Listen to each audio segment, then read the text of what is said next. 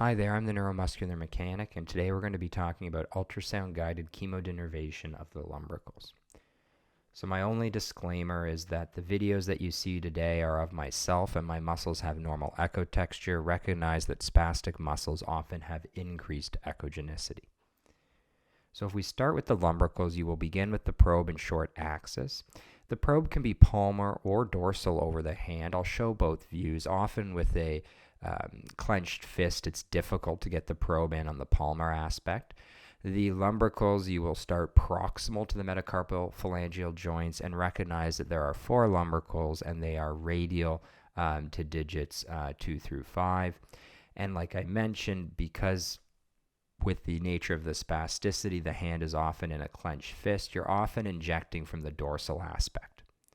So we'll start with the video here. So here I have the probe in longitudinal axis, and I'm going to pause here, and what I have is the nice sort of fibular arrangement of the flexor tendon, and then deep to that, the metacarpal phalangeal joint.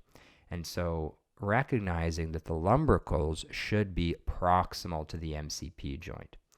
And so what I'm going to do here shortly is I'm going to flip this probe 90 degrees such that I'm now in short axis over the flexor tendon, and now I'm moving it slightly more proximal. So there is my flexor tendon with the hypoechoic tendon sheath, and then underneath it, one of the metacarpal bones.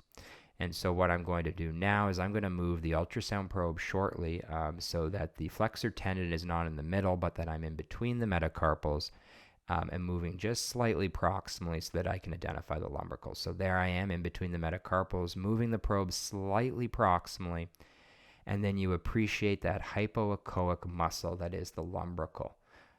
And so there is one of the lumbricals. And so this is how you could identify it from a palmar approach, recognizing that it can be very difficult to get the ultrasound into this position in somebody who has finger flexion spasticity. So what I'm going to do now is, again, there's sort of the muscle. I'm sort of activating the lumbricals, but there's a nice picture there. So that's one approach. The other approach, which practically is what we often do, is putting the ultrasound over the dorsum of the hand to approach the lumbricals through the interossi. So here on this video, I have the probe over the dorsum of the hand. You will appreciate the bony outline of the MC or metacarpal.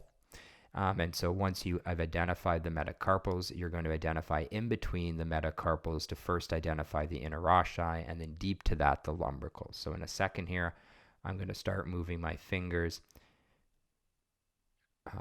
And what you'll see at the very bottom of the screen, the muscle that was moving is the L, the lumbrical.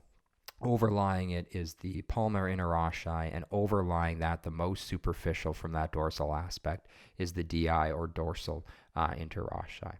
And so this approach is often, practically speaking, easier to do for lumbrical spasticity. And so again, just sort of moving it to appreciate some of the other lumbricals. And again, the benefit is that you don't have to go through the hand. That's often more sensitive from the palmar aspect.